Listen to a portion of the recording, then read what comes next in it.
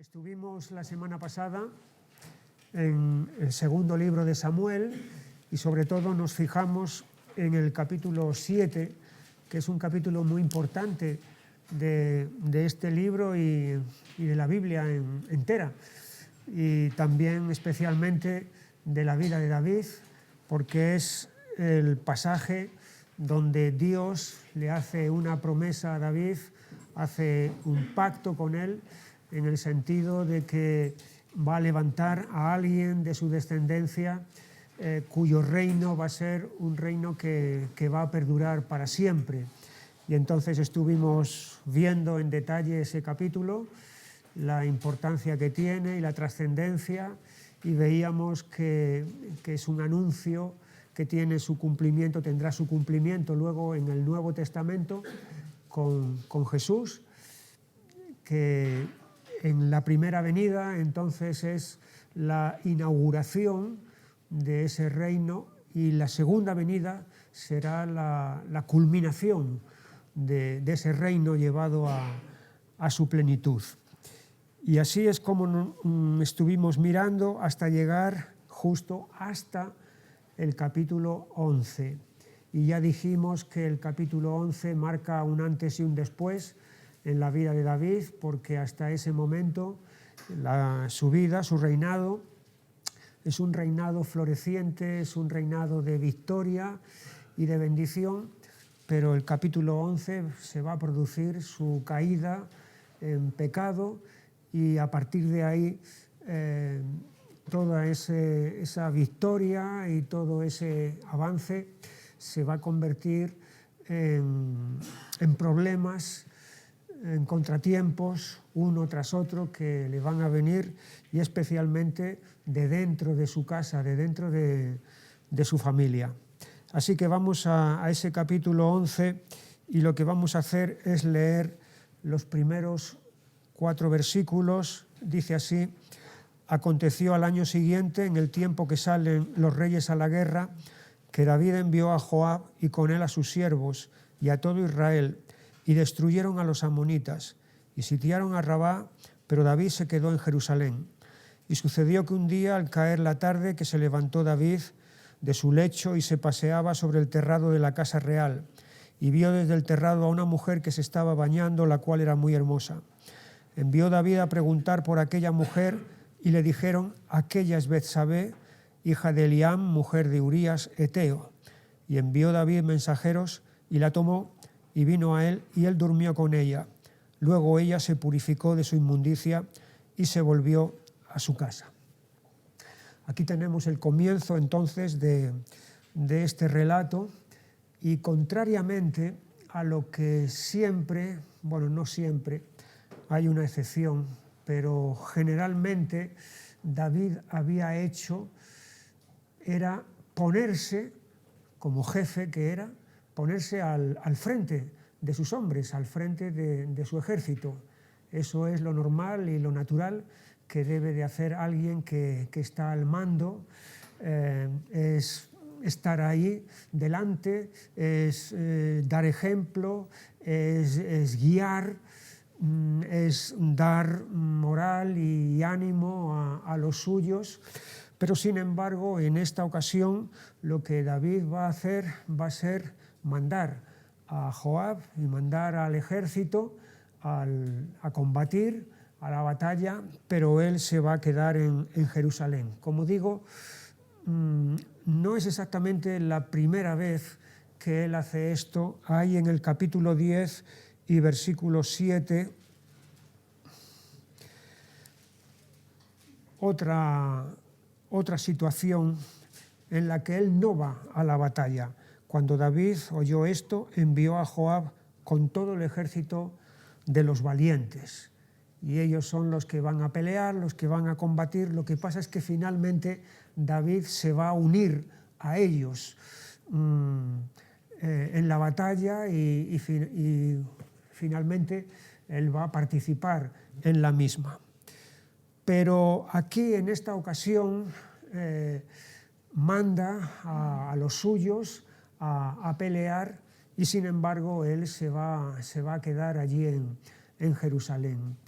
Y aquí ya se está sentando un precedente que de alguna manera explica, prepara lo que a continuación va a suceder.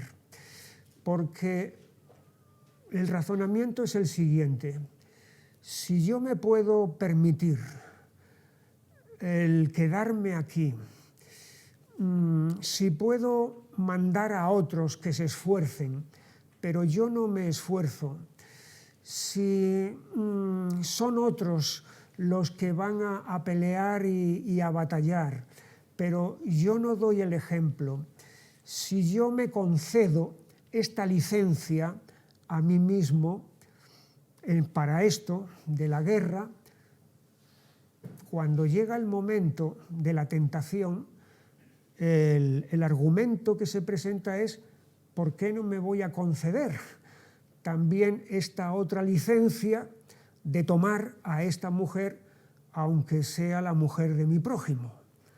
Es decir, si yo ya he sentado un precedente de debilidad, de no estar donde debo de estar, de no hacer lo que debo de hacer, ¿por qué no voy a continuar haciendo lo que no debo de hacer si ya he puesto ese fundamento, he puesto esa base? A veces el pecado, cuando ya adquiere una dimensión muy grave, muy fuerte, es el resultado de algo que ya se ha hecho anteriormente, que ha facilitado la entrada de ese pecado. Si David hubiera estado donde tenía que estar y si hubiera estado haciendo lo que tenía que haber estado haciendo, entonces evidentemente esta tentación no se hubiera presentado. Pero como estaba donde no tenía que estar, haciendo lo que no tenía que hacer, pues entonces es por lo que eso facilitó, por lo que eso preparó el terreno para lo que luego aconteció. En realidad lo que hay que preguntarse aquí es no tanto cómo pudo ser posible que él, este hombre de Dios, cayera, y además cayera tan bajo, sino lo que hay que preguntarse es, ¿podía no haber caído dadas los prolegómenos, dado lo que previamente él ya había dejado de hacer? Es muy difícil que ya no cayera cuando realmente había cedido en algo primordial, en algo importante. Pues entonces lo lógico es que uno siga cediendo, especialmente cuando la tentación se presenta, y además se presenta ya abrumadora, y además uno está en un estado de debilidad interna, pues entonces todo está ya cantado, todo está ya resuelto. Es decir, la caída va a acontecer. Lo imposible es que él se pudiera mantener en integridad dado este antecedente, dada esta forma en la que él estaba en ese momento de debilidad. Así que aquí tenemos el preámbulo de toda esta caída. Él está exigiendo a otros lo que él mismo no está dispuesto a hacer, no quiere hacer. Y es como una especie de abuso de poder, de pensar: yo estoy por encima de la norma, los otros están sujetos a la norma, los otros deben de acudir a la guerra, evidentemente, son soldados y esa es su profesión, pero yo no, yo me puedo permitir el saltarme la norma porque soy yo, porque soy el rey, porque he conseguido todo lo que he conseguido, etc. es un autoengaño, es una falsa confianza en la que una persona entra, y lo que llama la atención aquí es que esto está aconteciendo en el momento en el que él está en la cumbre de su carrera. Después de que Dios ha hecho pacto con él, le ha hecho la gran promesa del capítulo 7, es decir, David está aquí en lo más álgido, en lo más elevado de toda su vida. Y es justo en ese momento cuando va a pasar la caída que va a ocurrir. Y todo esto debe de ser también una advertencia y una lección para nosotros, para que no caigamos en confianzas falsas y no entremos en razonamientos, en pensamientos de decir, bueno, yo estoy exento de caer, estoy ya tan fuerte, Dios me ha bendecido tanto, he salido del hoyo donde estaba, que ya no puedo volver a caer otra vez. Cuando vemos lo que le aconteció aquí a David, nos damos cuenta de que si no tenemos cuidado, si nos descuidamos, nos puede pasar y nos va a pasar entonces lo mismo que a él le pasó. Es decir, cuando hay barreras que se derriban, cuando tú derribas la primera barrera que te está diciendo no debes de tirar esto, una vez que la tiras y se te presenta una segunda barrera, como ya has tirado la primera, es muy fácil que vuelvas a tirar la segunda y la tercera y todas las que sean necesarias. Y esto fue lo que ocurrió aquí con David. Ha tirado una primera barrera, la barrera es no debes de estar aquí, no debes quedarte, tienes que estar en el sitio que te corresponde, porque es en el tiempo que salen los reyes a la guerra. ¿Tú eres rey? Sí. Luego tú, ¿es el tiempo? Sí. Luego entonces tú no tienes que estar aquí, tú tienes que estar allí con tu gente. Una vez que ha tirado esa barrera, cuando se presente la segunda barrera de esa mujer, ¿quién es? Esa es Betsabé, mujer de Urías Eteo, mujer de. Eso es una barrera. No está soltera. No, esa es la mujer de. Es la barrera. Pero como ya ha tirado la primera, pues entonces esta otra también va a ser fácil de tirar. Porque además, como digo, hay aquí una tentación, una fuerza que se le presenta y que le pilla en este estado de debilidad en el que él mismo se ha metido, y por lo tanto todo va a venir de forma lógica, de forma natural, por así decirlo. Hay 4 personajes en este capítulo 11, 4 protagonistas, aunque luego vamos a ver que hay un 5º protagonista. Pero bueno, en principio vamos a decir que hay 4 y nos vamos a fijar en estos 4, que son Joab, Urías, Betsabé y evidentemente David. Nos vamos a fijar primero en Joab.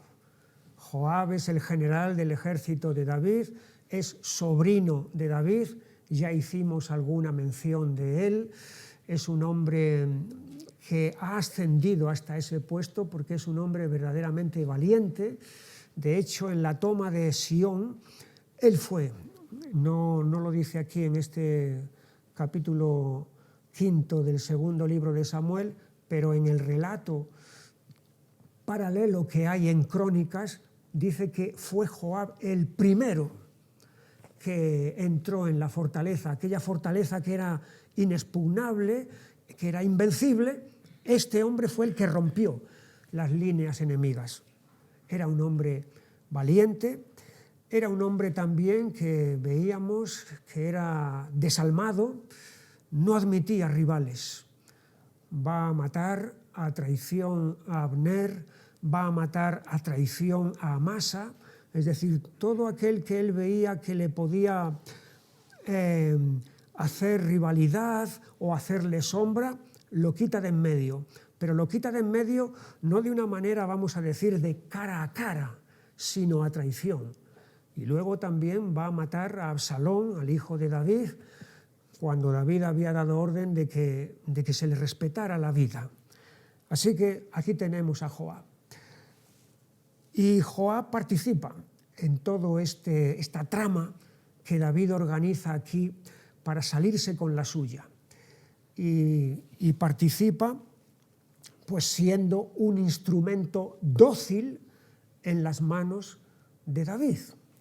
Allí, aunque sabía que lo que estaba haciendo era una vileza, sabía que lo que estaba haciendo era participar en un crimen, pero sin embargo él se presta a ser utilizado por David. Allí en el capítulo 11 y versículo 16, así fue que cuando Joab sitió la ciudad, puso a Urías en el lugar donde sabía que estaban los hombres más valientes. Esta fue la orden de David. Pon a Urías en el sitio más peligroso de todos, y efectivamente Joab obedece esa orden, que era una orden malvada, porque Joab en otro momento, ante una orden de David que él cree rectamente que no es correcta, le va a confrontar a David con la orden que le está dando. Allí tenemos en el capítulo 24 de este mismo libro,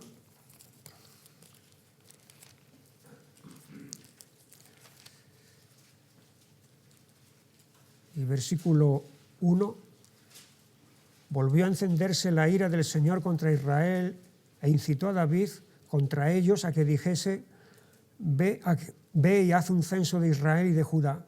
Y dijo el rey a Joab, general del ejército que estaba con él, recorre ahora todas las tribus de Israel, desde Dan hasta Beerseba, y haz un censo del pueblo, para que yo sepa el número de la gente. Joab respondió al rey, añada el Señor tu Dios al pueblo 100 veces tanto como son, y que lo vea mi señor el rey. Pero ¿por qué se complace en esto mi señor el rey? Porque sabía que la orden que estaba dando David no era conforme a la voluntad de Dios. Tomar el censo era sacar estadísticas, y estadísticas son cifras, son números, para enorgullecerse, para saber cuánto pueblo tengo yo bajo mi dominio. Y Joab le enfrenta a David con esta orden. No, pero David insiste y finalmente Joab va a ir. Aquí Joab podía haber hecho perfectamente lo mismo en este capítulo 11, haberle enfrentado a David, es decir, poner a Urías en lo más peligroso de la batalla para que lo maten. Pero no va a decir nada, absolutamente. Él dócilmente, mansamente, se presta a esto sabiendo que es una iniquidad lo que David está aquí ordenando. Aquí tenemos el primero de los protagonistas de todo este relato, que es Joab. El segundo es Urías. Urías es la víctima inocente en toda esta maquinación de David. El nombre Urías significa luz del Señor. Luz del Señor. O mi luz es el Señor. Es un nombre precioso. Ya hemos visto en algunas ocasiones que hay nombres que concuerdan con la persona y hay otras veces nombres que no concuerdan con el carácter de la persona.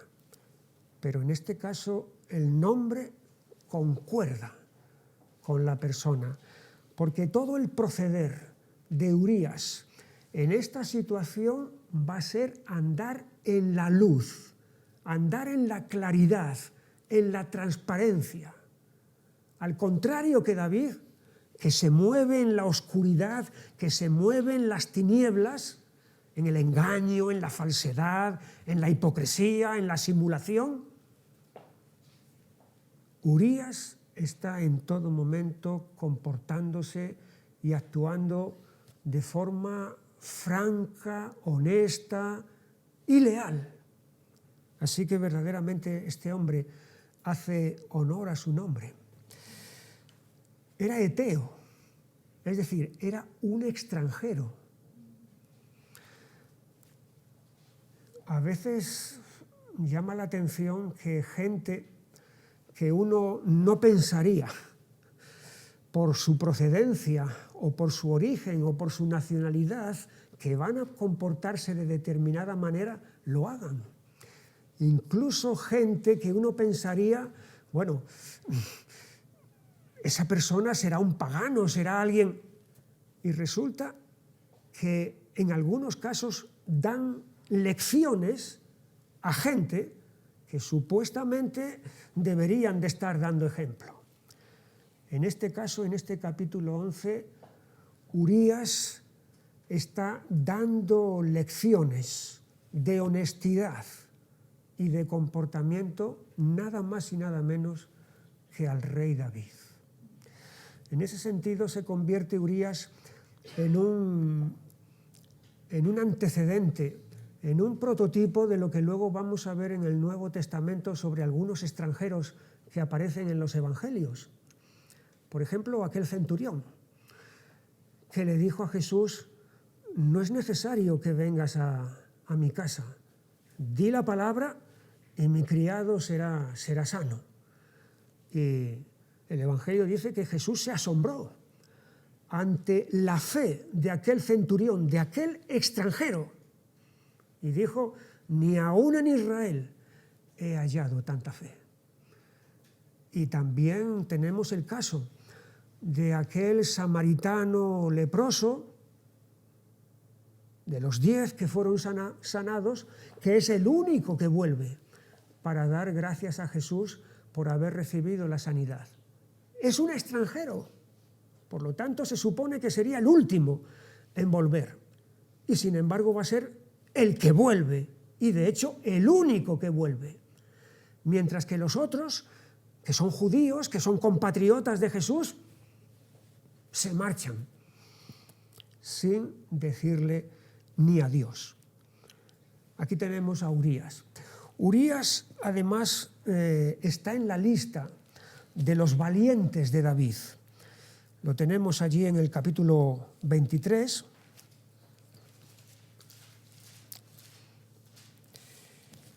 Y versículo 39, es una larga lista de nombres importantes, porque eran los jefes, los que estuvieron con David. Y ahí está su nombre, Urías eteo, 37 por todos. Y no solamente Urías va a aparecer en esta lista, que es una lista de gente importante, sino Urías va a aparecer en la lista más importante de todos los nombres que se pueda pensar. Allí está Urías, porque en el Evangelio de Mateo, en el capítulo 1, en la genealogía de Jesús, su nombre está incluido ahí. El evangelista Mateo lo ha puesto. Versículo 6, Isaí engendró al rey David, y el rey David engendró a Salomón, de la que fue mujer de Urías. El evangelista perfectamente podía haber dicho: David engendró a Salomón de Betsabé. Lo podía haber dicho, ¿verdad? Y era verdad, y era cierto. Como lo mismo que dijo en el 3, Judá engendró de Tamar a Fares, de Tamar a Fares, de la madre. O versículo 5, Salomón engendró de Rahab a Booz. Booz engendró de Ruth a Obed. Ahí se están mencionando los nombres de las madres. Pero sin embargo, cuando llega aquí al versículo 6, el rey David engendró a Salomón, no dice de Betsabé, sino dice de la que fue mujer de Urías, poniendo el nombre de este personaje en la lista. Verdaderamente este hombre se constituye como en un ejemplo, en uno de esos ejemplos que nos sorprenden, ¿no? Porque fíjate la conducta que él tiene. En el versículo 6, estamos en el capítulo 11. Entonces David envió a decir a Joab: envíame a Urías Eteo, y Joab envió a Urías a David. Cuando Urías vino a él, David le preguntó por la salud de Joab y por la salud del pueblo y por el estado de la guerra. Después dijo David a Urías: desciende a tu casa y lava tus pies. Y saliendo Urías de la casa del rey, le fue enviado presente de la mesa real. Mas Urías durmió a la puerta de la casa del rey con todos los siervos de su señor y no descendió a su casa. Podía perfectamente haber ido, ¿verdad?, a su casa, era lo natural, y haber estado con su mujer. Él estaba en la guerra y aquí le llama el rey, y lo lógico sería esto. Pero cuando le pide razón David de por qué no ha ido a su casa para estar con su mujer, versículo 10, e hicieron saber esto a David diciendo: Urías no ha descendido a su casa. Y dijo David a Urías: ¿no has venido de camino? ¿Por qué pues no descendiste a tu casa?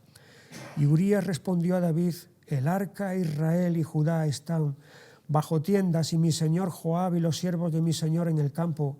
¿Y había yo de entrar en mi casa para comer y beber y a dormir con mi mujer? Por vida tuya y por vida de tu alma, que yo no haré tal cosa. Fíjate aquí la claridad de principios que este hombre tiene.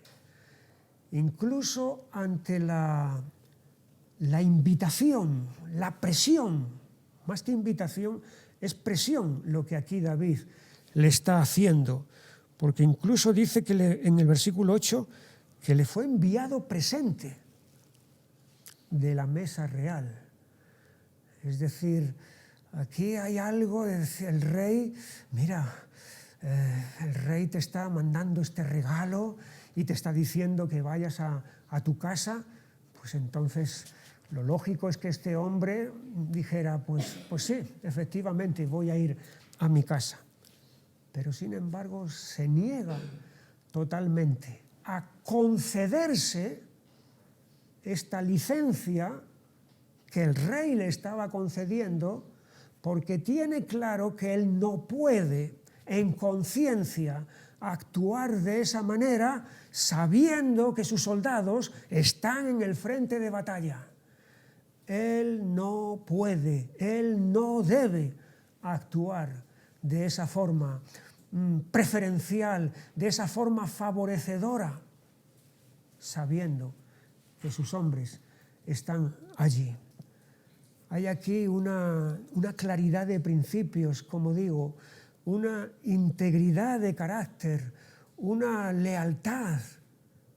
Si quieres, hay aquí una desobediencia al rey, pero es una desobediencia noble, porque la importancia a cumplir la norma, una norma verdadera, una norma recta, es más importante que una orden maligna, por más que venga de parte del rey. Así que aquí tenemos a este hombre que considera que aunque sea el superior, es el general, uno de los generales del ejército, él no tiene el derecho que sus soldados tampoco tienen. Si ellos no lo tienen, él tampoco lo tiene. Urías. La tercera protagonista, el tercer protagonista en esta historia es la mujer, es Betsabé. Betsabé no es una víctima inocente en toda esta escena, porque Betsabé es cómplice en el adulterio con David, es partícipe en el adulterio con él. Aquí no hay una violación. No, la violación la vamos a ver cuando lleguemos al capítulo 13. Ahí sí hay una violación por parte de Amnón, el hijo de David, hacia Tamar, que también es hija de David. Ahí sí hay algo que es forzado, hay violencia por medio, hay una negativa de la mujer a acostarse con Amnón, pero Amnón la obliga y la fuerza. Eso es violación. Y Tamar es una víctima inocente de Amnón. Pero Betsabé no. Betsabé no es una víctima inocente. Versículo 3. Envió David a preguntar por aquella mujer y le dijeron: aquella es Betsabé, hijo de Elián, mujer de Urías heteo. Y envió David mensajeros y la tomó y vino a él. Y él durmió con ella. Ella vino a él. Es verdad que él le ha enviado mensajeros, pero también es verdad que ella perfectamente podía haberse negado porque tiene un marido. Pero sin embargo no hay ninguna negativa y ella va a ir con él y se va a acostar con él. Por lo tanto, ella participa de este pecado.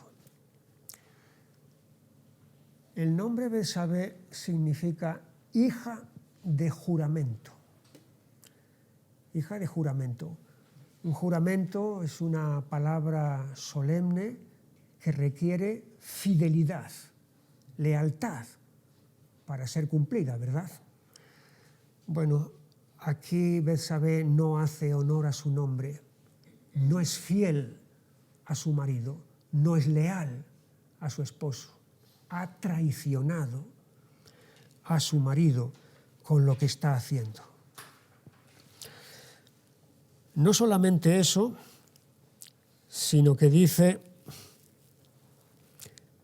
en el versículo 4, al final del versículo 4, luego ella se purificó de su inmundicia y se volvió a su casa.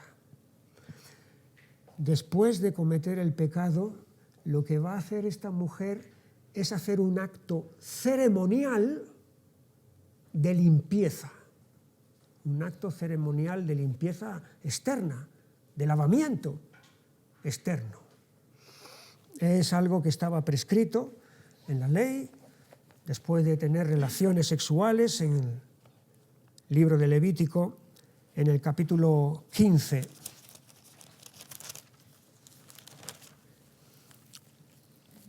y versículo 18,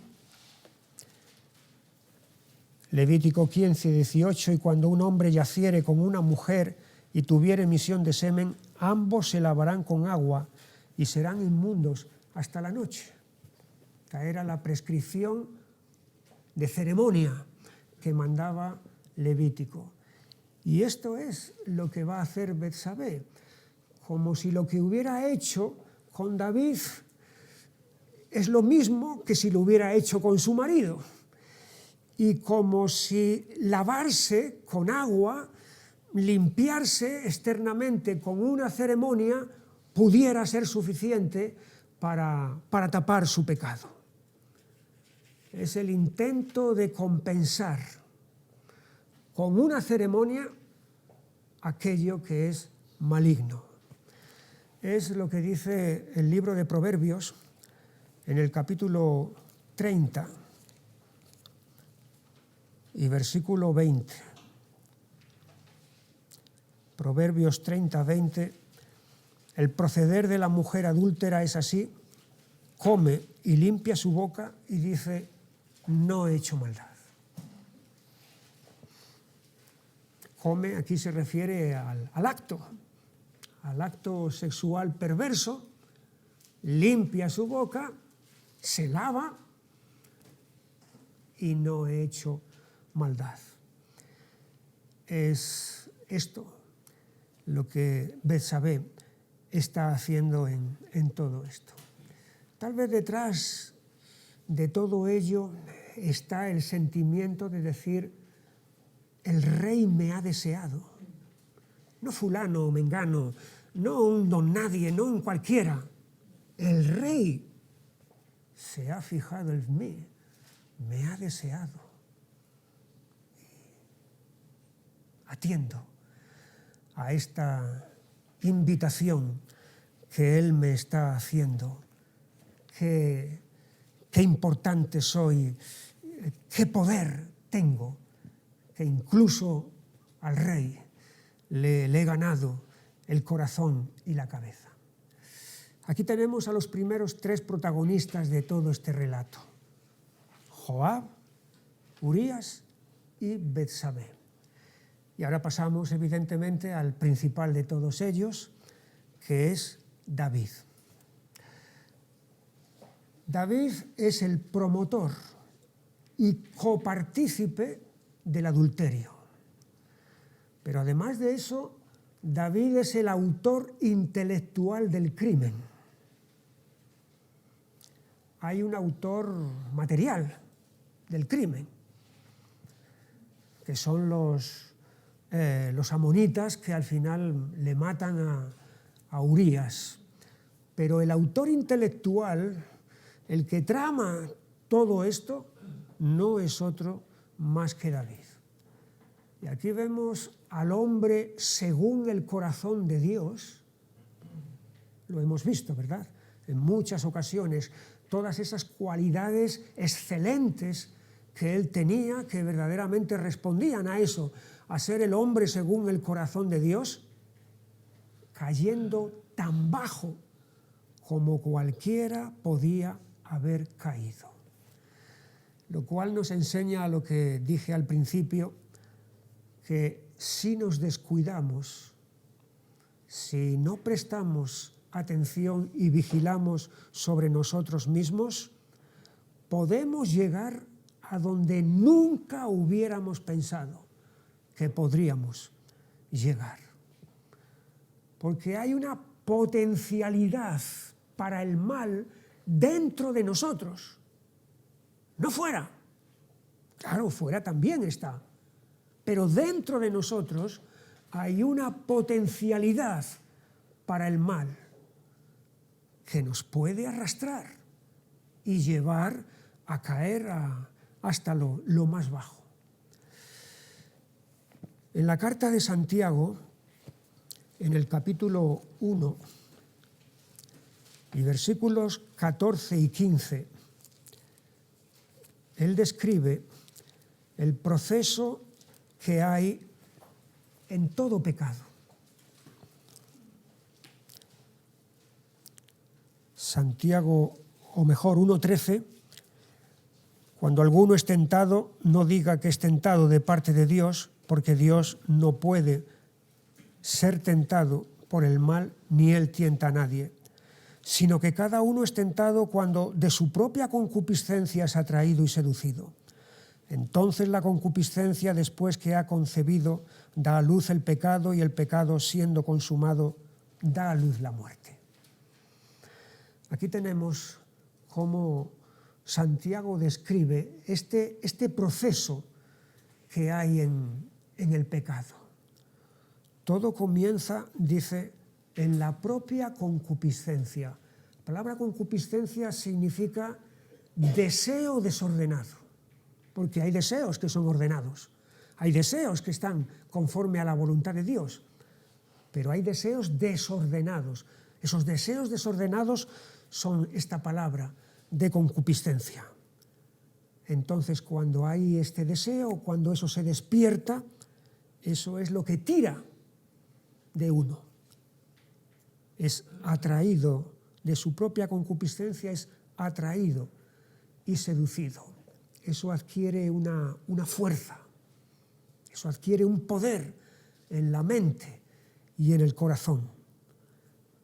Entonces es cuando se produce el consentimiento interno a lo que la concupiscencia te está presentando.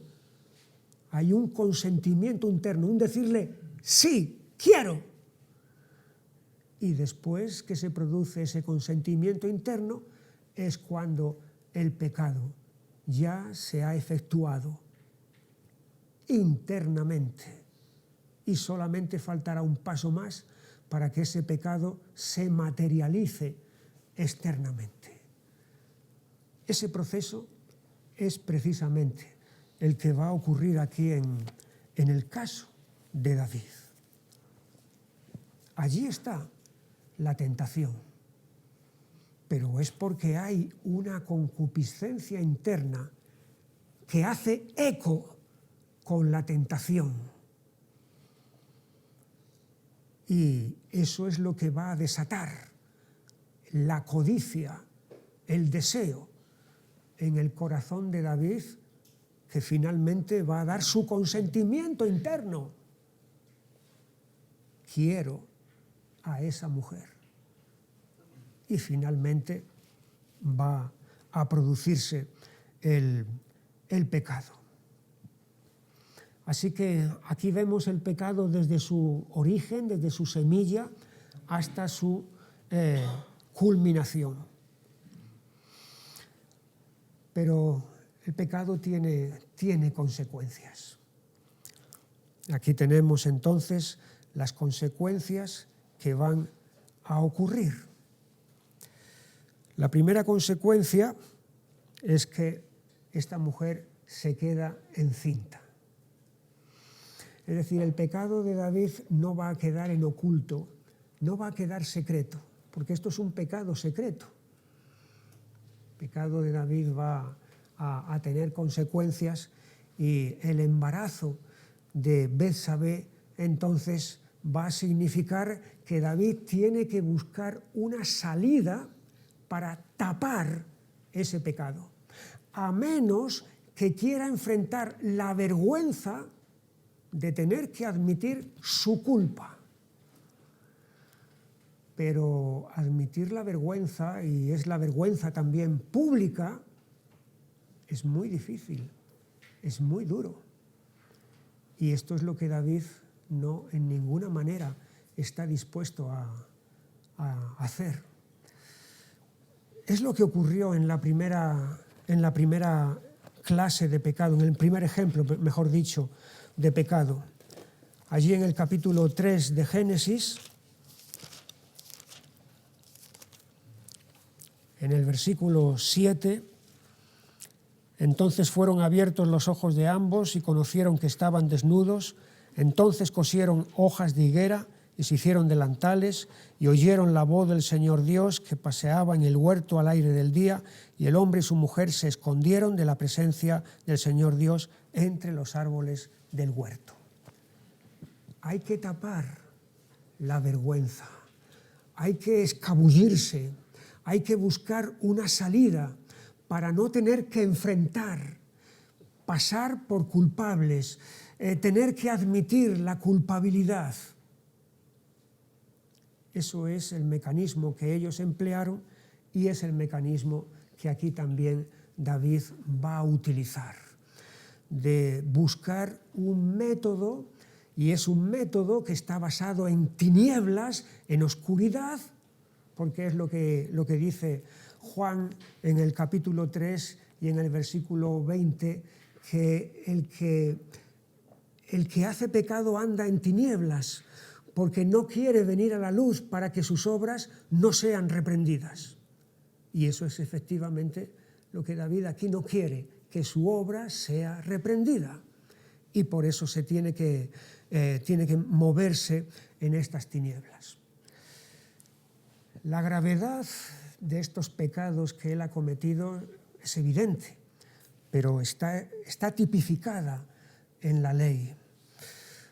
Ambos pecados, adulterio y asesinato, son merecedores de muerte, de pena capital. Así están tipificados. En Levítico, en el capítulo 20,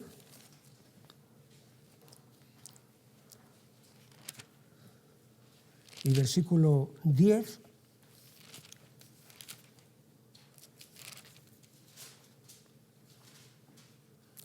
si un hombre cometiere adulterio con la mujer de su prójimo, el adúltero y la adúltera indefectiblemente serán muertos. Fíjate en esa palabra indefectiblemente. Es decir, necesariamente. No hay escapatoria, no hay salida, no hay otra alternativa.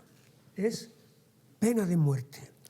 Y en Números 35, 31,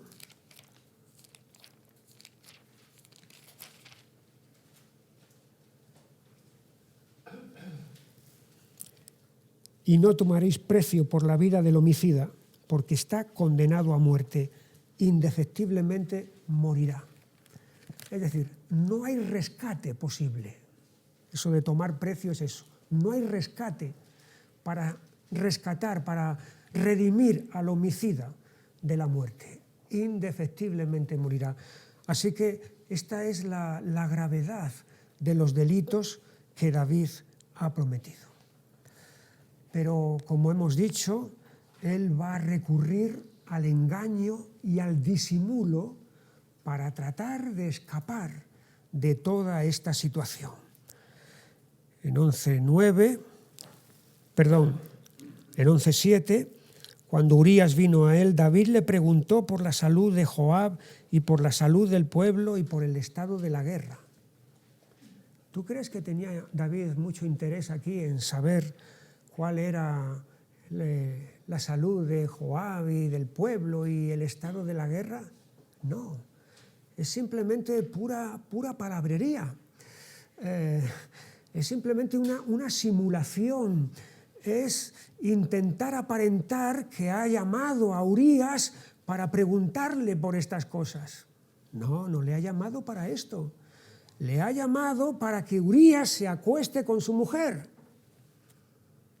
Y por lo tanto el embarazo de que ha provocado David parezca que es de Urías. Pero él no tiene ningún interés en saber qué es lo que está pasando con la guerra en este momento. Todo esto es una falsedad, una simulación, un engaño. Y luego está el hecho de recurrir a la lisonja. Cuando vemos ahí, al final del versículo 8, saliendo Urías de la casa del rey, le fue enviado presente de la mesa real. Presente, un regalito. Estoy contento contigo, Urías, te estimo mucho, te quiero mucho, vete a dormir con tu mujer. Eso es lisonjear a las personas, adularlas para conseguir algo de ellas. No es una adulación genuina y verdadera, es una adulación interesada.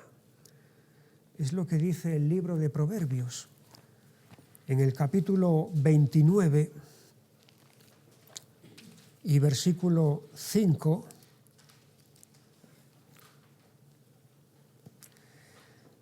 el hombre que lisonjea a su prójimo red tiende delante de sus pasos. La lisonja, la adulación interesada, es una trampa. Lo que pasa es que no es una trampa abierta, sino que es una trampa muy sutil. Alguien te está pasando la mano por encima del hombro y diciéndote bonitas y buenas palabras, pero en realidad su intención es muy otra. Y esto es lo que David está haciendo aquí con Urías. Y lo que intenta, ya no solamente con este regalito, sino cuando ve que no lo ha conseguido, va a recurrir a otro método, que es, versículo 12, David dijo a Urías, quédate aquí aún hoy y mañana te despacharé. Y se quedó Urías en Jerusalén aquel día y el siguiente. Y David lo convidó a comer y a beber con él hasta embriagarlo. Lo embriago, lo emborracho, este hombre pierde su razonamiento y finalmente termina yéndose a casa con su mujer para acostarse con ella. No lo he conseguido antes sutilmente por medio del regalito, pero ahora sí lo voy a conseguir de una manera ya más directa por medio de la borrachera. Pero ni por estas. Urías no se va a su casa y se queda allí a la puerta igual que antes. Lo que David está buscando evidentemente es una coartada, tener una coartada para que su delito no sea tal y parezca que todo es natural, que Urías se ha acostado con su mujer y su mujer se ha quedado embarazada de él. Aquí tenemos al hombre que escribió tantos salmos en los cuales está describiendo a sus enemigos, acechándole astutamente para tratar de destruirle, moviéndose de una manera sutil y artera para acabar con su vida. Pues eso es precisamente lo que David está haciendo aquí con Urías, moviéndose en oscuridad, moviéndose astutamente para conseguir los malvados fines que él tiene en este momento en su corazón. Codicia, mentira, homicidio, es el terrible cúmulo de pecados que hay ahora mismo en el corazón de David. El hombre del capítulo 7, del pacto, de la bendición de Dios, de la cumbre, ha caído hasta esta profundidad. 4 personajes: Joab, Betsabé, Urías y David. 4. Hay un quinto personaje aquí, invisible pero real. Y ese quinto personaje es Dios mismo. El último versículo de este capítulo 11 dice: y pasado el luto envió David y la tomó y la trajo a su casa y fue a su mujer y le dio a luz un hijo. Mas esto que David había hecho fue desagradable ante los ojos del Señor. Y aquí tenemos el quinto protagonista del relato, que es Dios mismo. Dios ha estado viendo, ha estado percibiendo todo lo que aquí ha ocurrido. Ha sido testigo presencial de todo ello. Nadie ha contado con él, parece que no estaba, parece que solamente había 4 en toda esta historia, pero en realidad había 5. Y aquí tenemos la declaración. Esto que David había hecho fue desagradable. La palabra desagradable aquí creo que no llega a plasmar lo que verdaderamente hay aquí. Porque algo que nos es desagradable, bueno, pues mira, a mí me es desagradable esta comida o esta bebida o esto o lo que sea, pero no es algo demasiado importante. Pero aquí realmente es, esto que David había hecho fue malo ante los ojos del Señor. Esa sería la traducción que haría justicia al término que hay aquí. Es decir, lo que David había hecho a sus ojos estaba bien. Lo que Betsabé había hecho a sus propios ojos estaba bien. y lo que habían hecho ambos a ojos de Joab podía estar bien. Pero lo que importa aquí es el juicio, la sentencia, el dictamen de aquel que verdaderamente evalúa en su verdadera dimensión las cosas. Esto que David había hecho fue malo ante los ojos del Señor. Porque lo malo es malo, no importa quién lo haga. Lo malo es malo, aunque lo haya hecho David. Lo malo es malo no porque lo haga Joab, o porque lo haga, no sé, cualquiera por ahí. Lo malo es malo, lo haga quien lo haga, se llame como se llame. Y si se llama David, también eso es malo. Aquí tenemos la justicia de Dios y tenemos la imparcialidad de Dios. Imparcialidad porque está juzgando a David lo mismo que haría con cualquier otro, con cualquier otra persona. Dios no está prejuiciado, no tiene un prejuicio, es que David es mi favorito, y entonces como es mi favorito, es mi preferido, no es lo mismo si él lo hace que lo haga otro. No. Dios no está prejuiciado, ni es parcial. Y por lo tanto, aquí hay una condenación rotunda del pecado que ha cometido David. Y así es como llegamos al capítulo 12, que es la denuncia del pecado y su sentencia. No es hasta el capítulo 12 que David va a caer en la cuenta de lo que ha hecho. Hasta entonces, él no se va a percatar, no va a ser consciente, está ciego respecto a lo que ha hecho. Capítulo 12, empezamos a leer en el versículo 1.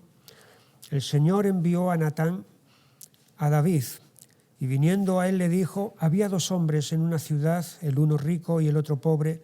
El rico tenía numerosas ovejas y vacas, pero el pobre no tenía más que una sola corderita, que él había comprado y criado, y que había crecido con él y con sus hijos juntamente. Le voy a poner las otras gafas porque me está costando trabajo leer la Biblia con estas otras gafas. Comiendo de su bocado y bebiendo de su vaso y durmiendo en su seno, y la tenía como una hija. Y vino uno de camino al hombre rico, y éste no quiso tomar de sus ovejas y de sus vacas para guisar para el caminante que había venido a él, sino que tomó la oveja de aquel hombre pobre y la preparó para aquel que había venido a él. Esta es la ilustración que Natán le pone. Es interesante este hombre Natán. Natán es el hombre, profeta, que Dios va a enviar en el capítulo 7 para decirle a David toda esa gran promesa, ese gran pacto. Natán es el hombre para llevarle esa noticia magnífica a David.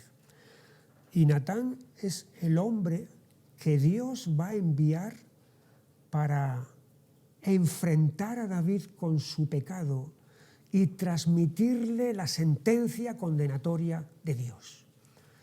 Y aquí tenemos un ejemplo de un verdadero siervo de Dios, que cuando hay que dar una palabra magnífica, maravillosa, excelente, de parte de Dios, la da, y cuando hay que dar una palabra dura y difícil de aceptar, de parte de Dios, la da igualmente. Este hombre no es un siervo del rey con minúscula. Este hombre es un siervo del rey con mayúscula. Este hombre no es un cortesano que está ahí para, como decimos popularmente, hacerle la pelota a David. Es el rey, es mi rey. Tengo que agradarle, tengo que estar de su lado, tengo que decirle cosas que le gusten. No. Natán es un hombre de Dios. Y cuando la palabra de Dios va en una dirección, él la da, pero cuando la palabra de Dios va en otra dirección, él también la da igualmente. Y aquí le viene con esta ilustración de estos dos hombres, uno con una corderita y otro con un rebaño muy grande, el caminante que llega, y el rico no quiere entregarle ninguno de nada de su ganado, y entonces coge del hombre pobre lo único que tenía para presentárselo a él. Versículo 5. Entonces se encendió el furor de David en gran manera contra aquel hombre y dijo a Natán: vive el Señor, que el que tal hizo es digno de muerte y debe pagar la cordera con 4 tantos, porque hizo tal cosa y no tuvo misericordia. Y aquí tenemos la indignación de David. David estalla en indignación ante esta ilustración que le está presentando Natán. ¿Cómo es posible que alguien con tanto se aproveche de alguien que no tiene nada? Y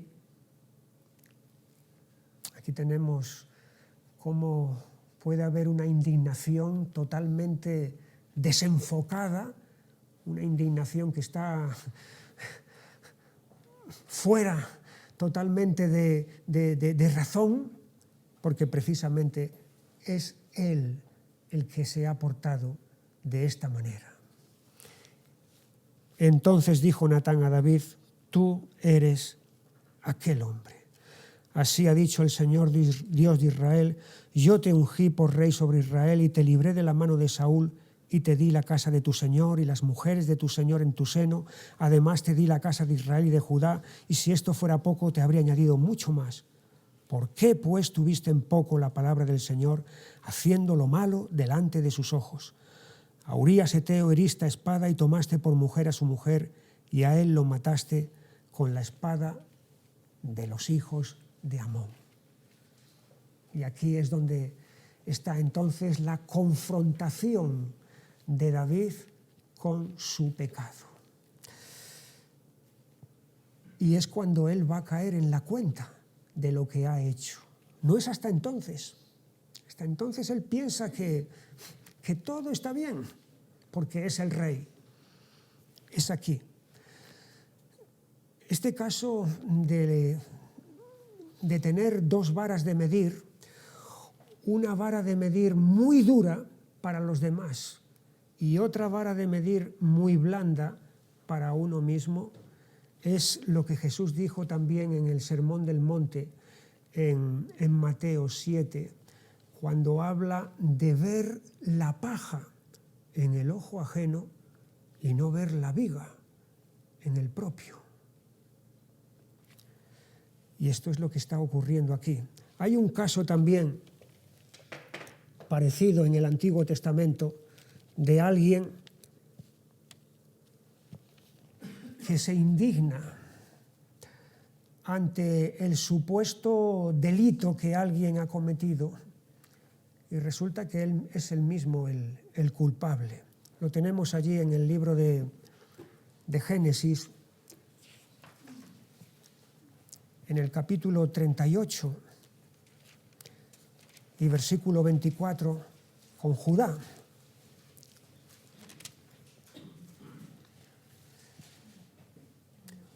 Ante su nuera Tamar le prometió que cuando su hijo pequeño creciera se lo entregaría por marido, pero el hijo pequeño creció y no se lo entregó como marido a Tamar. Y entonces Tamar lo que hizo fue fingir que era una prostituta. Judá tuvo relaciones con ella sin saber que era su nuera, y después se supo que Tamar había quedado embarazada a causa de las fornicaciones. Y Judá entonces se indignó tanto que mandó que quemaran a su nuera, porque había fornicado y había quedado embarazada por eso. Y Tamar le presentó el báculo y el sello que le había pedido a él, sin que él supiera que era su nuera, porque estaba puesta con el velo, y entonces le dijo: de quien es este báculo y este sello, de él estoy embarazada. Y es cuando Judá cayó entonces en la cuenta de que él era el culpable de que su nuera estuviera en esta condición. Pero ahí vemos el ataque de ira, el ataque de indignación que este hombre tuvo hacia su nuera. Es juzgar duramente al prójimo sin juzgarse uno a sí mismo de la misma manera duramente. Ahí tenemos entonces, en ese capítulo 12 del primer libro de Samuel, la sentencia de condenación que va a acontecer contra David, las consecuencias de su pecado. Versículos 10: por lo cual ahora no se apartará jamás de tu casa la espada, por cuanto me menospreciaste y tomaste la mujer de Urías Heteo para que fuese tu mujer. Así ha dicho el Señor: he aquí yo haré levantar el mal sobre ti de tu misma casa, y tomaré tus mujeres delante de tus ojos y las daré a tu prójimo, el cual yacerá con tus mujeres a la vista del sol. Porque tú lo hiciste en secreto, mas yo haré esto delante de todo Israel y a pleno sol. Las consecuencias son espada por espada. Tú mataste a Urías a espada, y yo voy a levantar contra ti la espada. Y desde dentro de tu propia casa, desde dentro de tu propia familia, tú has deshonrado a la mujer de tu prójimo, y yo voy a hacer que sean deshonradas tus mujeres. Tú lo has hecho en secreto y yo lo voy a hacer en público.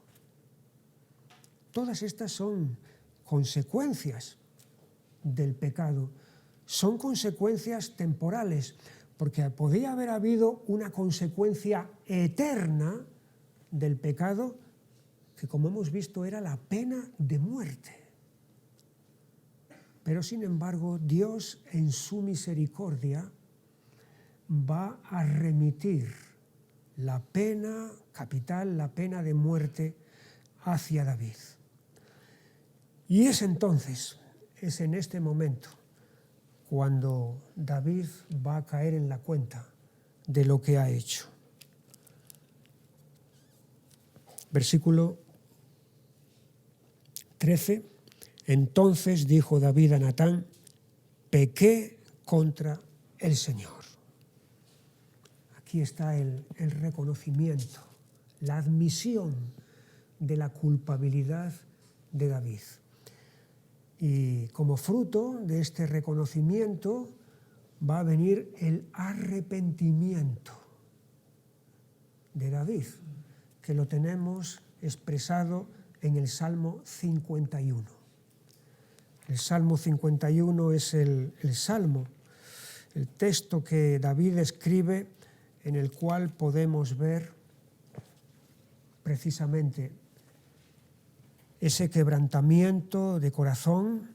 Ya dijimos que hay algunos de los salmos que, con letra pequeñita, al principio del mismo, describen situaciones en la vida de David. Y aquí tenemos este, al músico principal, Salmo de David, cuando después que se llegó a Betsabé, vino a él Natán el profeta. Es un salmo de arrepentimiento, es un salmo de súplica, es un salmo de petición de perdón, es un salmo de petición de restauración, de dolor profundo por lo que él ha hecho, de reconocimiento sin ambajes de su culpabilidad. Ten piedad de mí, oh Dios, conforme a tu misericordia, conforme a la multitud de tus piedades, borra mis rebeliones, lávame más y más de mi maldad y límpiame de mi pecado. Fíjate las 3 palabras que David emplea para describir aquí su acto. Rebeliones, maldad y pecado.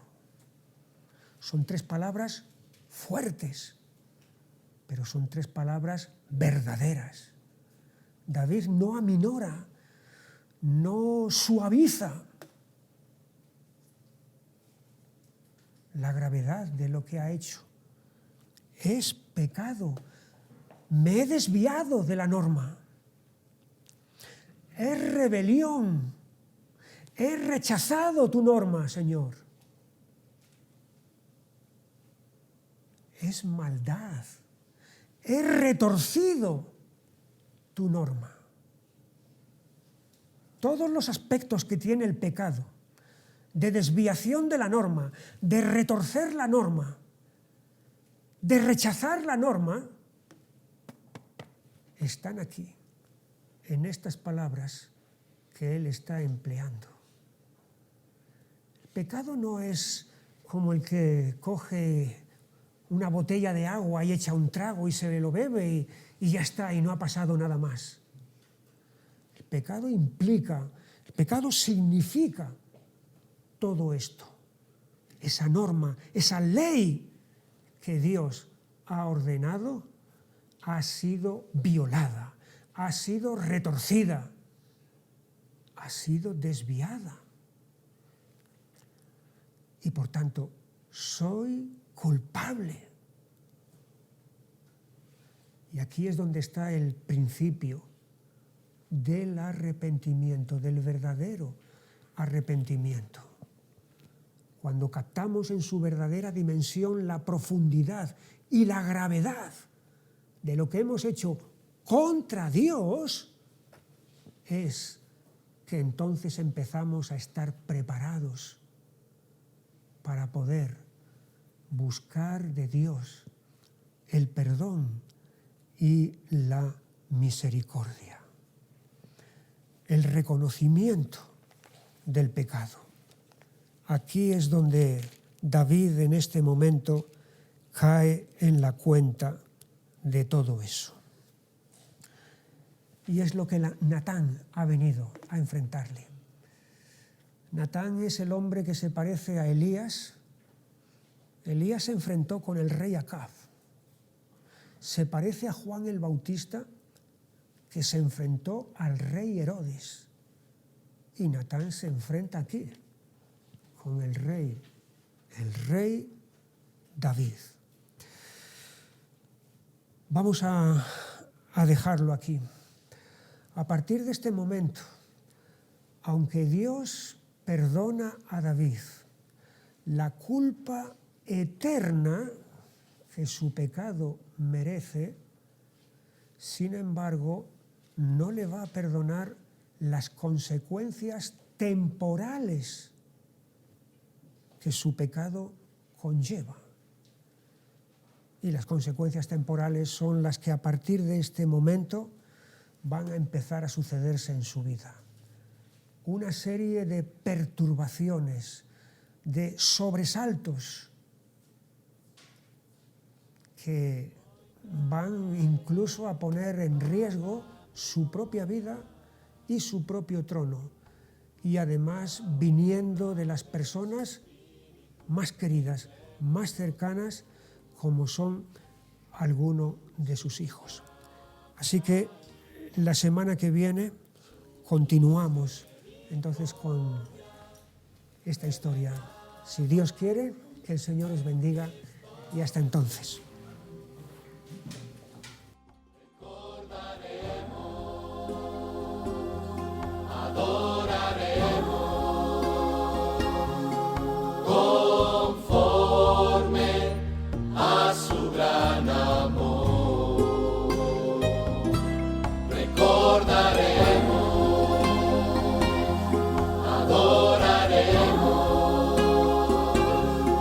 Pues grande es su fidelidad.